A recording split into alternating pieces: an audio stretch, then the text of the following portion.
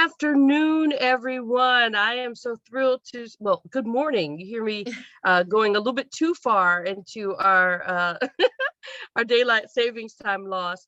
I am so thrilled to have everyone here with us today for our webinar on small business human resources strategy. And I am going to start now. I know I normally give us about 5 minutes for everyone to get in. Since I started our session about 5 minutes later, we're going to go ahead and just go right to it. Let me share my screen with you.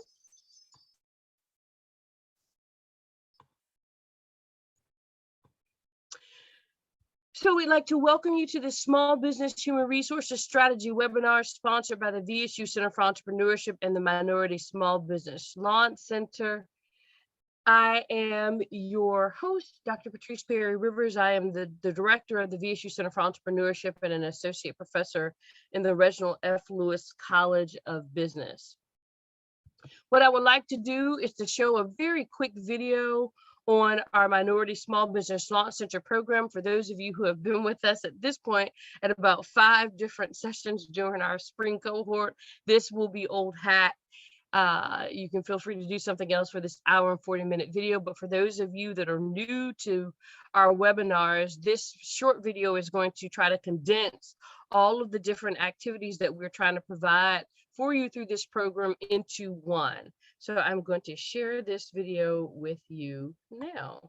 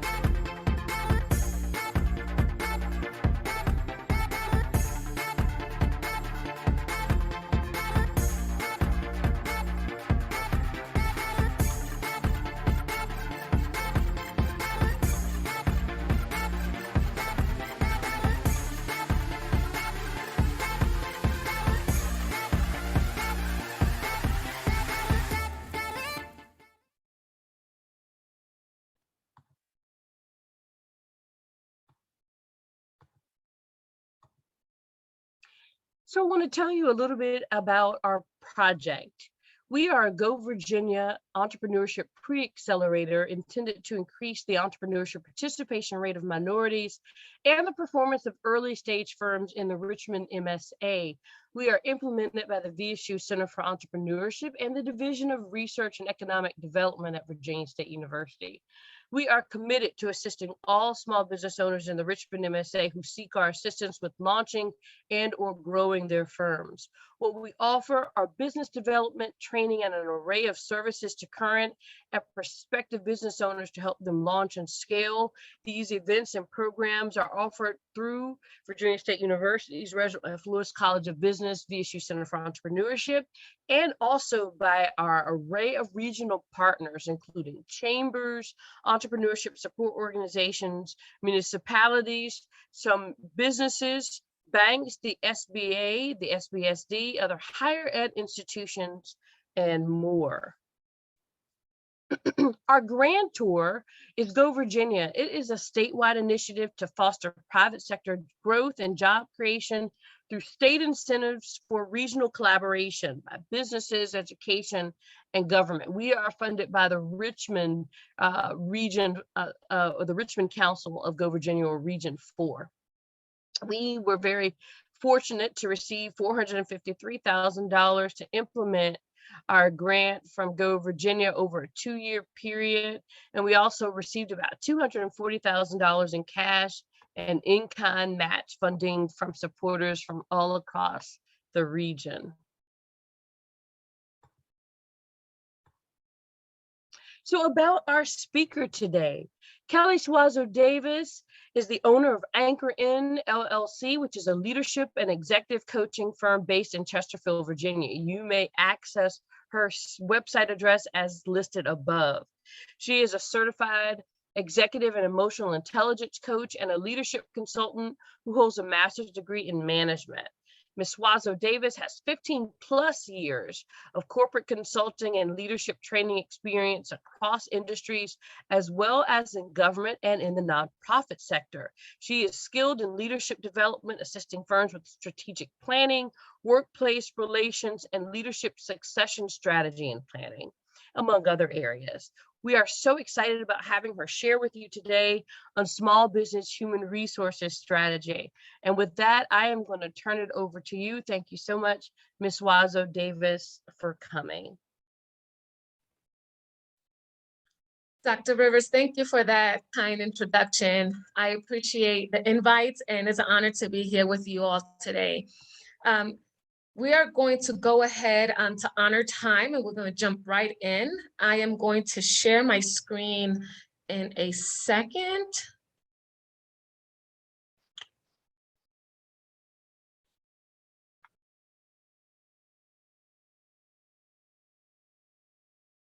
Is everyone able to see? Just throw me a thumbs up and we'll be good to go. Perfect.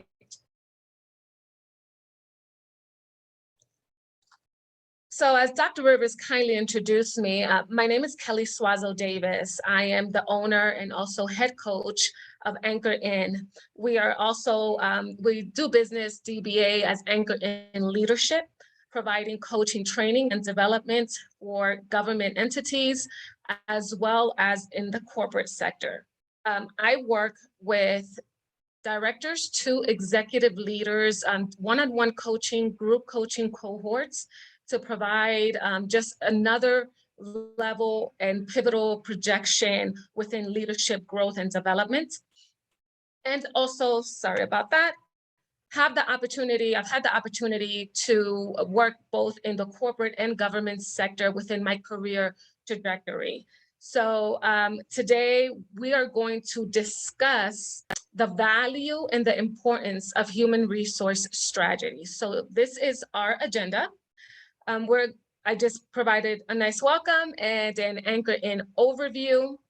And now we're going to go ahead and move on into our segment for today. So we're going to have an interactive session. So I hope y'all ready. So if anyone, you can unmute yourself or you can raise your hand. What is human resources? If anyone wants to chime in. 1 or 2 words would be great. Human resources is help for customers, basically. Thank you for that. Thank you for that feedback. Yes, customers are a focus. So when we think about human resources, we initially tend to think about hiring practices. The focus of human resources, it's people. People are the focus, which is one of the most valuable resources an organization holds. So the workforce that supports the organization, it's its people within it. Management, the department responsible, like I just shared, for the most valuable resource in an organization. So as we think about human resources and we move into this segment of human resource strategy, there is components that take place from hiring to compliance to implementation of policies and procedures. And it all takes place in an array of steps within the size of the organization. So I would like for those of you that are on this webinar right now, if you're a solopreneur, if you are a director of human resources, if you are currently leading a team, this is applicable to all areas, because at some point we need people to be able to push forward the mission of the organization that we either are leading or on an entrepreneur venture, that we will need people to come alongside us to help us push that mission and that vision forward.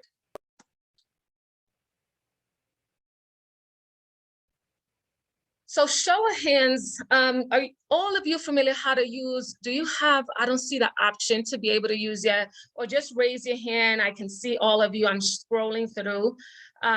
Are you entrepreneurs, solopreneurs, leading a team? Raise your hand, let me know where you're at. So, Anne, I'm gonna pick on you because I just saw your hand go up. Let us know if you're a solopreneur or you're leading a team at the moment. I have a small organizing business that I do by myself right now. Okay, so right now you're a solopreneur and you said you have an organizing business? Yes, ma'am. Okay, perfect. So as Anne is a solopreneur, she still maintains a focus. Whether she is leading herself or leading a team, that the human resource focus, she needs to be able to regulate herself as the person that is leading her team, as that people component that is the importance of representing her company as a solopreneur. So for those of us, that at one point in time have been solopreneurs or right now are operating in that space, we tend to only look at human resources when we have a team. But if you think about it from a place of yourself as your first employee, you would need to manage your time. You would need to ensure that you have some level of insurance to cover yourself as you are relocating or traveling within your business or for your business needs. You'll also need to manage your time. So all of these unique areas fall under human resources. For those of us that are leading teams, we know these areas well as a focus of what it is to develop an HR department that is effective, that tracks its people, that trains its people, that provides compliance, workplace culture, training. All of those factors fall under HR. So one of my favorite definitions for an HR strategy is the one from ADP, which ADP is focused on human capital development. And I've shared it on the screen. They provided very easy, it's a roadmap for solving organizations' biggest challenges with people-centric solutions. But with people-centric solutions, all it means is that they realize that people are the ones to push an organization to achieve its milestones, or as the language that we're used to hearing, obtaining that bottom line. Budgets. So as we cover strategy, there has to be a budget as to how can I build an HR department, whether my company is starting off as a tech company, or I am a solopreneur, or I am leading a team, which rule of thumb is that an HR department is implemented once an organization reaches a threshold of about 15 employees. Because before that threshold, usually what occurs is that HR duties are divvied out amongst directors and executives. So at that threshold point, it's very important to have an HR designated professional within an organization to handle all the factors that I just listed. So to be able to build that budget, for an HR department, you must develop a list of essential HR functions. If you're a small organization, payroll will be on top of mind, timesheet, compliance, insurance, those functions for a small team are very important. Also identifying goals and objectives. What is, or what would be within the wheelhouse of our HR department? That entails whether that HR department is the one that is actually in charge of training and development, or is your company going to build an arm of training and development separate from HR, but working collaboratively, but functioning separately? Those are the questions that as directors and executives, those are the questions that are asked as a HR department is built or actually organized. And also justify the expense before executing that implementation of that HR department. What is it that we may or may not need in the sense of, let's say, a CRM network? What would actually work best to be able to track our employees, track their training, track their need as they share in the workplace, get a hold of our workplace culture? How can we do that effectively and within our budget structure? So as I shared what an HR department is, I would like you to take a moment and just draw a diagram as is. We're gonna take like about 2 minutes, 2 or 3 minutes as is, and draw out what your ideal team of an HR department will look like. So within that HR department, you can also, you will be able to, excuse me, I lost me. You'll be able to list your HR director, training and development, who will handle payroll. Just lay it out. If you're a solopreneur, if you're sitting here today as a director, are you revamping your HR department? What does that A team look like for you?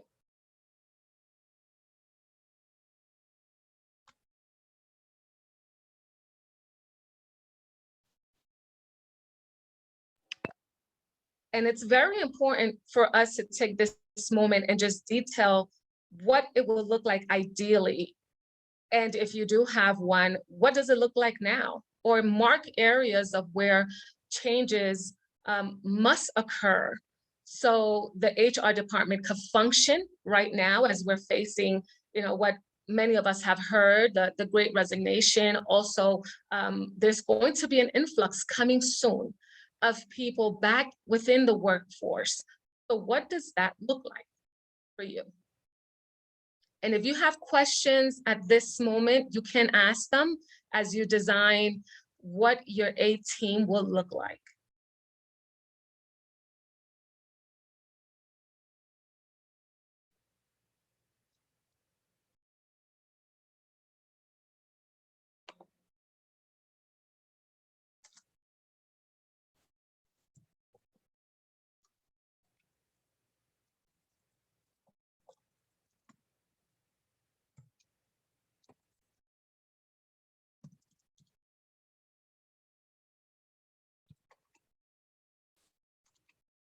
Okay.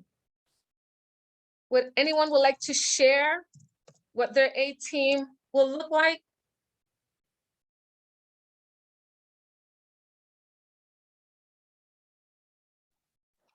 I will share. Go ahead. Hi, Ms. Davis. Thank you. I would like for my A team to look like, are we talking about how you have it up here? Do it have to be in this order, or can I just list the team?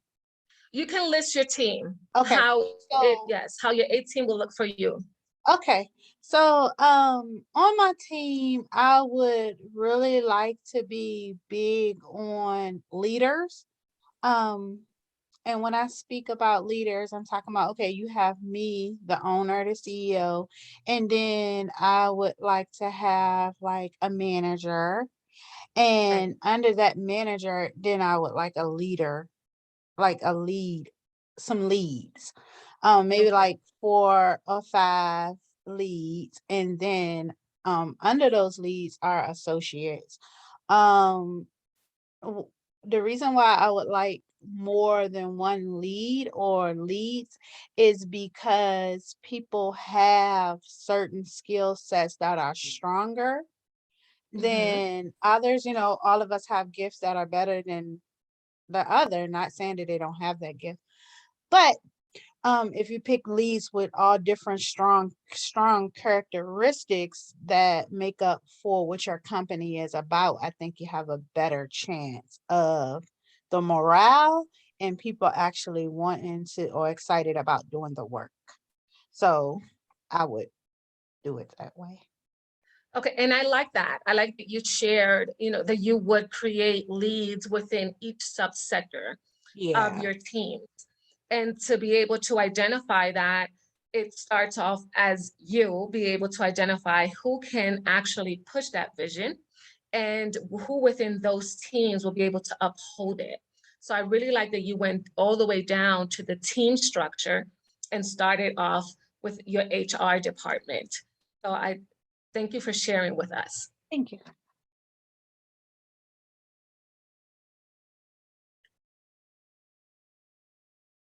Anyone else would like to share?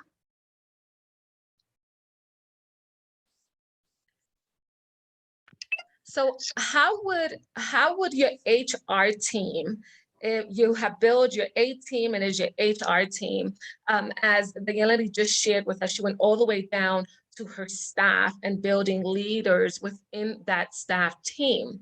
So based on that and building your HR team, right now as entrepreneurs, where would you place yourself in the sense of understanding the aspect of HR function? So you don't need to share this. You can make a note.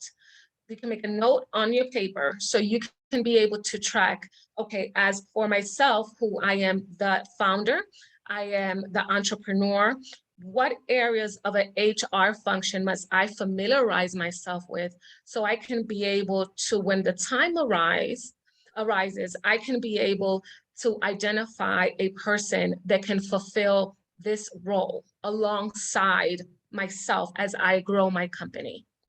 So that question is a loaded question, but is an important question as an entrepreneur, as you are building the mindset of growing your business and taking it to the next level. I was trying to ask you a question about the last thing that you said about the 18. Yeah, I was Hey, trying. Miss Emily, sorry. Okay, love. I wanted to just share this and see what you thought and how to tweak it, because I used to be in team with my daughter, and she died, but we had a place downtown in Hopewell. I'm starting over again, but it was a wellness shop, and she did the massage. It wasn't big enough to have a long table, but she did chair massage, and I did the facials, the herbal facials, and the foot baths, the ionic foot baths, and all of that. So it was 2 of us. But now, she was killed, unfortunately. It breaks my heart, Sorry but about that. yes. But anyway, I am going on, and my team right now is just me.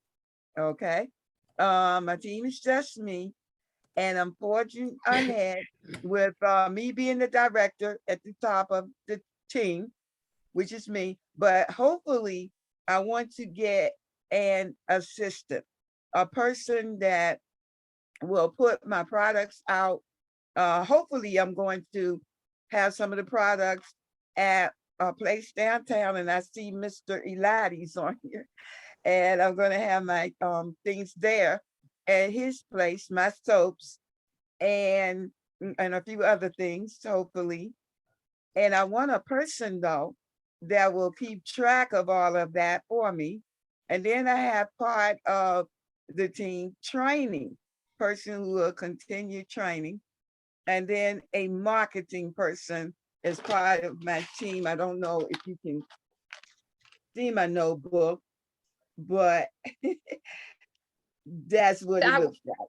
and that would And be so I'm hearing you say that you'll need someone for training, someone also to track your marketing and yes, track sales, correct? yes, Okay, exactly. Because I so, plan to put my products out there that were in my little shop inside of Steve's. It was called Old Timers Classic. And he okay, moved. So I didn't have money to rent that whole building. So I don't have it anymore. But anyway, I want to start back up again, but I want to have my products in other places too. Like I said, and hopefully you know, with Mr. Eladi's enterprise over there on I think it's Broadway in Hopewell. okay, understood. Thank you for sharing that. And Thank that is you. a very good goal. So quick suggestion would be, and then we can also connect offline to be able to help you find those resources. So I am actually, right now I'm in Colorado, but I am new to Virginia and the Richmond and Chesterfield area. However, being connected to the Chesterfield Chamber and the chambers within Petersburg, within the Hopewell region, has allowed me the opportunity to find and connect with other entrepreneurs that offer the services that you're seeking. So That's beautiful. I know, yes. So I have a list and I will share it with you. I'll get your information from Dr. Rivers, and then we'll be able to connect, because there are people that are providing the service also as needed. And you can find and also organize to have somewhat of a virtual assistant that can help with all these three factors if they have the skill set. And you can start off with 10 to 15 hours a week, depending on your budget. It's So beautiful. yes, so I made a note of what you're seeking, and then I'll connect further and I'll share thereafter. But thank you for sharing with us, Miss Emily. Thank you so much. So let's move right along. Okay. So we're going to shift over to standard operating procedures. So many of you most likely have heard this term. And this term is very important as within entrepreneurship, within the corporate sector, the government sector, within all sectors. Underline that and highlight that. It is very important. So for instance, Miss Emily, if it's okay, I'm gonna use you as an example. So if Miss Emily has someone that comes in and they would like a facial, let's say a lavender facial, and Miss Emily is not in the office at the moment, but she has a stand-in that's able to conduct that facial. And she has everything step by step of how that facial should start from beginning to end. Everyone is going to receive the same result according to following those steps. So having standard operating procedures, even if it is to put your files together, how you organize your incoming emails, how you organize your sales, all those systems, as I share here on this PowerPoint, systems and processes and procedures save you money, it reduces errors, and improves effectiveness of time management, and frees you up as an entrepreneur as your company grows, because that is the goal. So the goal is to grow your company.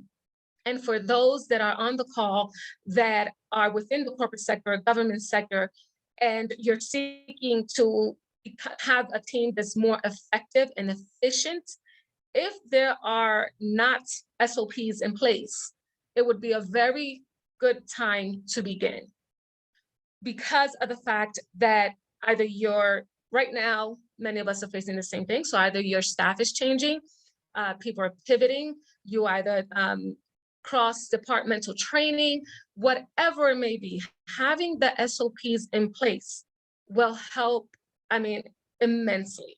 And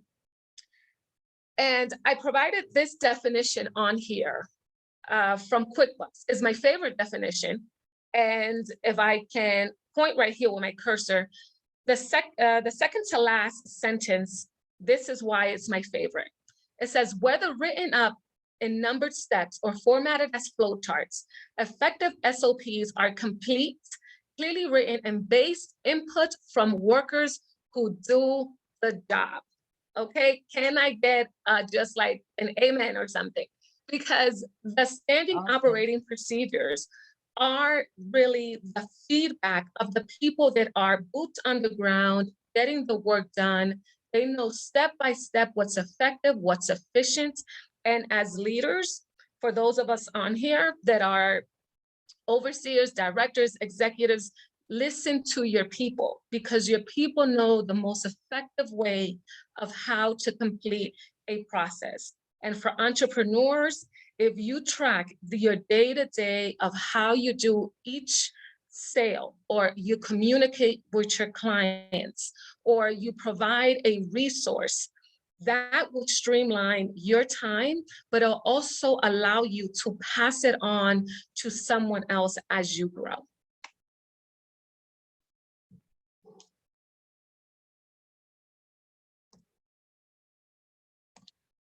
So before we move on, I am going to add another component onto this segment, because for me, as I shared earlier, I have had the opportunity to work across industries.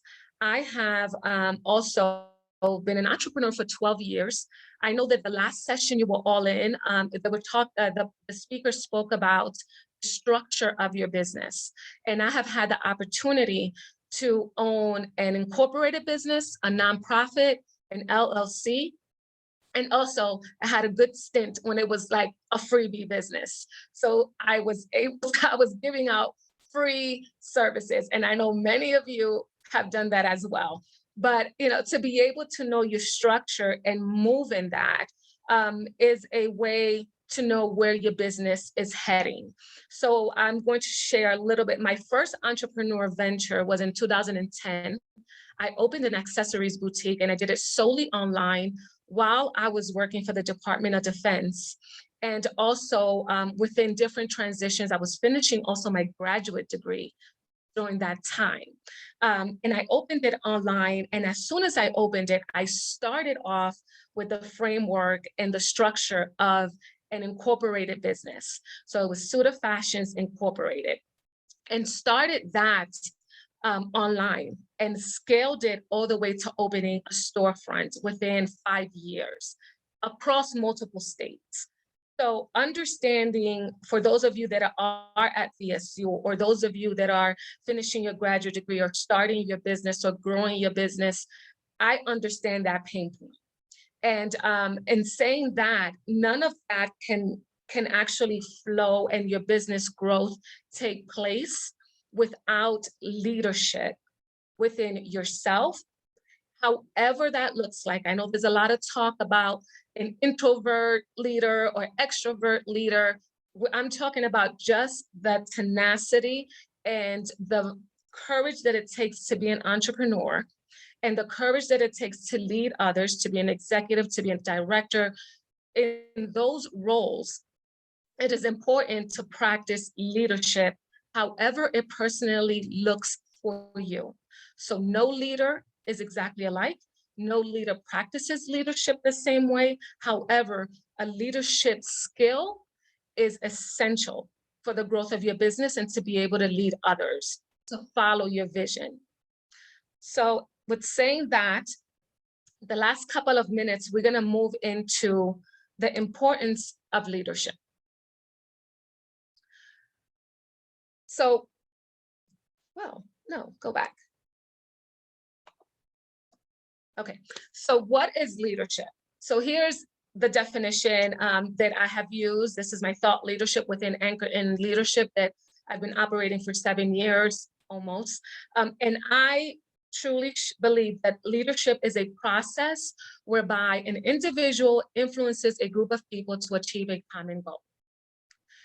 So you have to wear that hat, share your vision, share your mission within the parameters that are safeguarded. You know, you're not going to share you're not going to share all your trade secrets, but you are going to wear, like I like to say, your vision and mission on your sleeve. You're going to let people know, this is my goal, this is what I'm building. And that is how you start walking in leadership and bring other people along.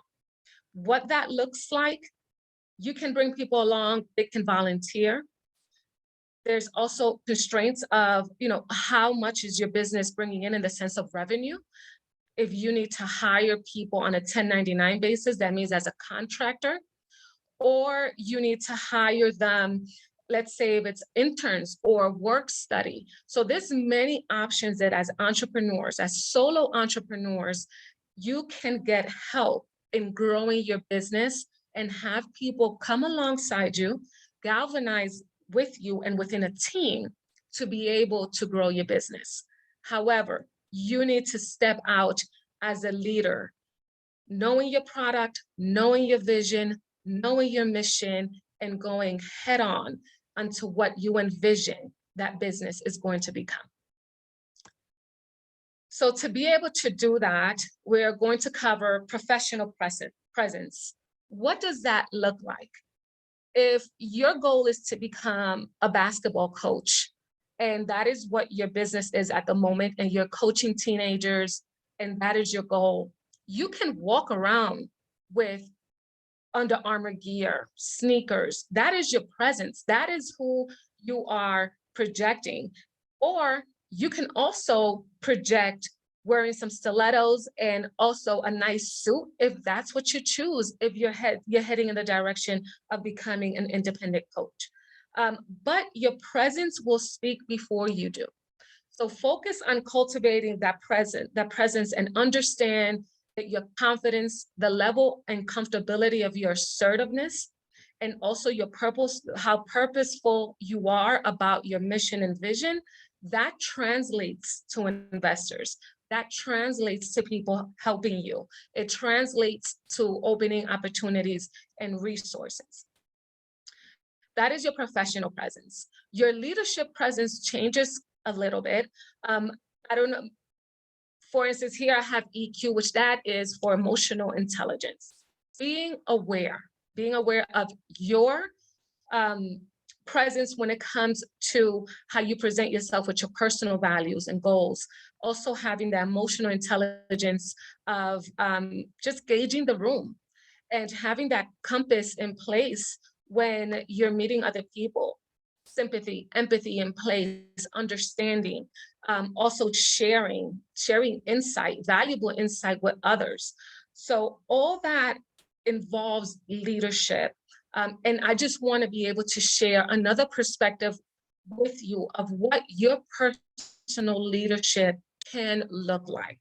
Not anything that's out of the box and that must be as said, but something that you can design and develop to be able to lead your business, develop a human resource strategy, even if you're the one at the moment that is conducting that same role at the same time. Like I said earlier, rule of thumb is once a company gets up to 15, then you usually hire a permanent HR professional. So as leadership is influence. So the influence that you plant is the leadership that you have. So from all areas, all you do as a student, as a professional, as an entrepreneur, what you share, what you deliver, how you're able to influence and impact others is what really gives you your identity as a leader within the space. So we're going to move on to Q&A. If you have questions, please raise your hand. Dr. Rivers is going to facilitate and help me out at the moment. I am going to go ahead in the chat, add resources for you all. I provided a list of resources where this is, we had like about 45 minutes, but this is a wealth of knowledge and also necessary to build your company and your teams. So I put together a list of resources for you to go back and explore and see what works for you and what does not, and try to start implementing that within your organization. All right, well, thank you so much, Ms. Swazo Davis, for sharing that presentation with us about human resources strategy for small businesses. Does anyone have any questions for her? I see Ms. Bowman has her hand raised. So if you could ask your question now. Good morning, everyone. Good morning. Good Thank morning. you. My question, I just need to jump back a little bit. My question goes to the organizational chart. Yes. My project is a nonprofit and it is human capital driven, meaning volunteers from beginning to end. Yes. And it was really important for me to do everything from executive leadership down to the least of my volunteers, because they are a part of my A team. They're probably the most important part of my A team.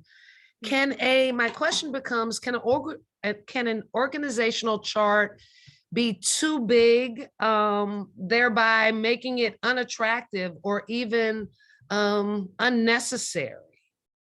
Or should you be all inclusive? So the organizational chart will mimic your current business need and structure. So you're leading a nonprofit at the moment, and at the moment, you're fully leading it yourself and you're building your team. Is that what I understood? Did I understand that correctly? Yes, ma'am. Okay, so as you go building, you go layering that organizational chart.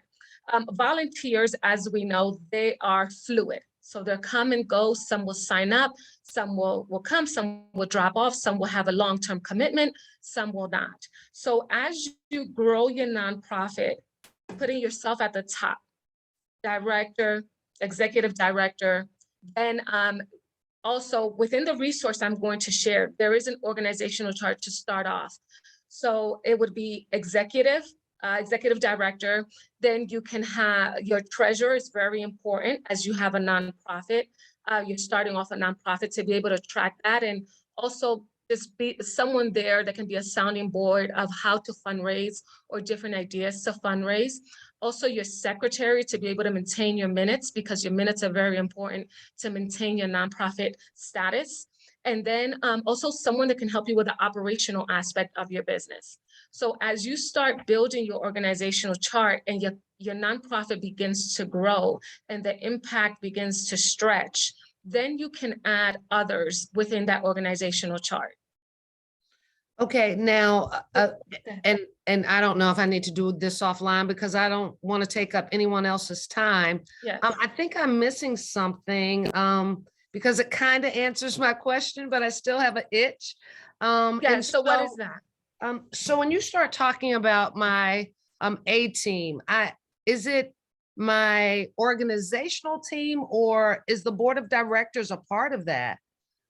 Example, treasurer, secretary. For me, that's my board of directors. That's a kind of another entity versus the team that I need to make all of the things that we offer and provide the reality. So I have an operational team and then a board of directors that don't they coexist, but they don't operate together. So the A team is subjective. So Okay. as for with this exercise, because each person on here, the organization looks different. Okay. For instance, Miss Emily, her A team right now would be someone that can help her with sales, also marketing and tracking of her new clients. So her A team looks a little different. As you're building your nonprofit, the beginning of it will look different. So for you to be able to operate your nonprofit, to keep your nonprofit status, like I shared earlier, I'm gonna share a resource on there because your board of directors are vital. Then your executive team as well as you function and you grow. And the way you build your staff is by really fundraising and or receiving grants to be able, if you're going to pay your, well, if it's a paying staff, if you're going to hire a staff or open it as a volunteer opportunity, that looks very different. So it depends what your hiring structure is going to look like, what your pay structure is going to look like for your employees. So that part is subjective in reference to the A team. Thank you very much. You're very welcome. And I'd love to connect offline and could further go and dig a little deeper. But I'm going to go ahead and put the resource in the chat. Dr. Rivers, I'm gonna stop sharing at the moment so I can be able to grab these resources real quick and put them in the chat for everyone to utilize.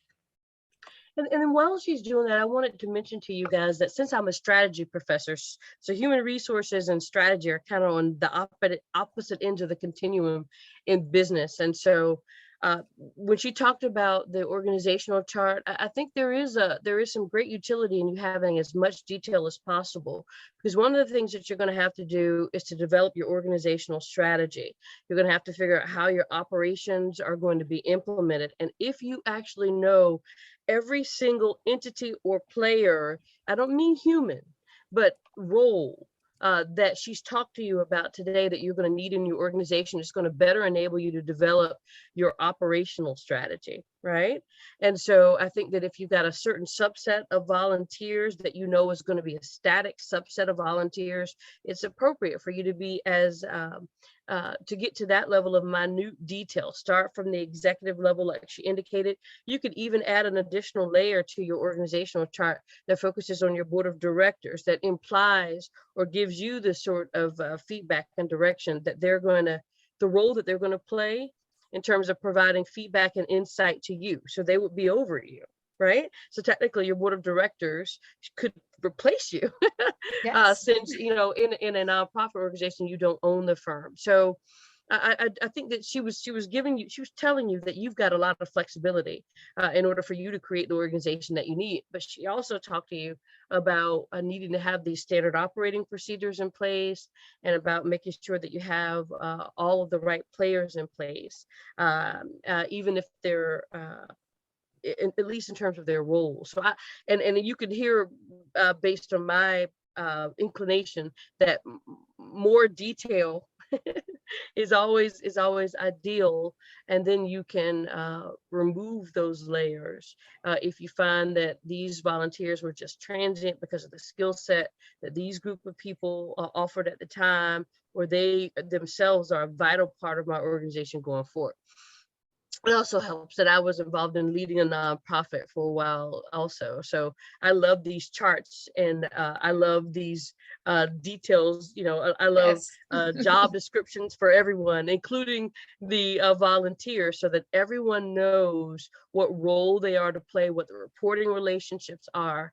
So I think there's some utility in you having that. But she can give you much more detail than I can on fleshing that out, because I'm the strategy professor. So I'm mostly concerned about how those things influence your ability to achieve financial sustainability if you're a nonprofit, or profitability, obviously, if you are a for-profit organization. I do see one other question, and I'm going to double check a couple of places. I'm looking at the hands raised, and then I'm going to check chat. All right, so Dr. Rivers, it's Kelly.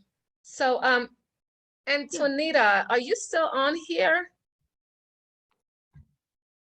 I really like your comment. Oh, good. Thank you that you saw that. I don't see, yes, sometimes, so Antonita she made a comment and she shared, sometimes the goals aren't common and we still have to be a leader. That is very powerful, because at times we would hope that it's an ideal workplace, but sometimes there is not, we don't have alignment. But knowing and identifying that, like in this statement is identified, walking in your presence, walking in your leadership, extending your hand, being strategic of how you show up in the workplace really will allow you the opportunity to infuse that workplace or that area with your character, with your abilities, with your talents and gifts to be able to become the leader within your space, within your scope which I like to share, and not necessarily change or infuse the whole space, but what you have control over. So I really like that you made that point, because sometimes the goal is not common. So thank you for that. And I also see that Zane Chesham has a question that they would like to pose. Hi, yes, it's Janae Chesson. Thank you for coming to speak to us. I really did find- apologize. it's fine. I really did find good resources in your speech. My question was, you said you started your accessories business when you were still in college. Do you have any what's it called? Any, what is the word? Like advice for someone who is like, I'm a junior in college right now, so I'm graduating in 2023 of May. Like advice juggling everything with being a student, being involved on campus, having a business, like running that business to a set like standard. Do you have advice for that? Well, thank you for that question. And, congratulations to you for doing what you're doing and stepping out, and you're almost done. So Yes, congrats thank to you. you on that journey. So I would say that the most valuable piece that I found that helped me during that time was that I started, after my bachelor's degree, I started like 3 days after I graduated, I started working for the government. So I worked for the Department of Defense.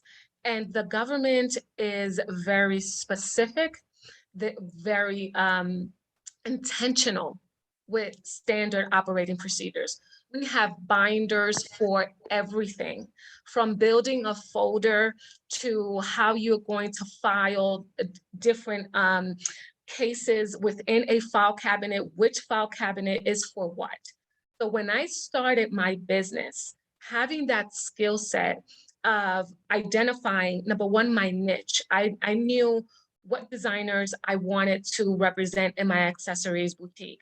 So I was going after like just very unique, limited designers, and I would put them all in different folders.